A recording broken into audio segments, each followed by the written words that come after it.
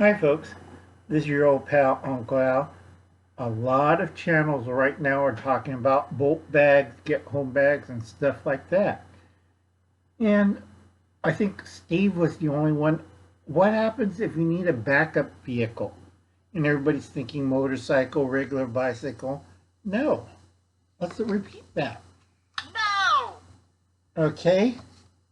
Steve has the right point. But he ended up using a kid's bike or something. It's a beater. Now, Uncle Alan's old, tired, and if I have to do 10 miles, and if it's like semi-urban terrain, like what Reed said, a lot of people, if you have money and you have a job, get a folding bike. Okay, a lot of people look at me like, folding bike? Folding bike?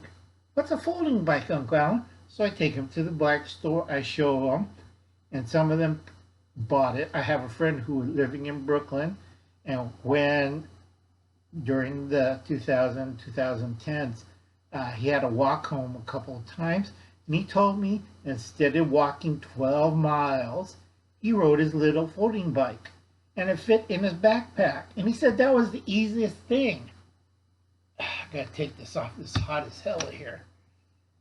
Okay, that was the easiest thing, Uncle Al. Instead of hoofing it through the urban jungle, he just rode his way out. And with his backpack on in front of his chest, okay, but he just drove out. A lot easier on a small folding bike. So I'll let you guys think about that really hard.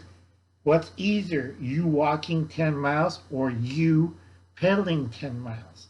Think that very carefully. Catch you later, folks.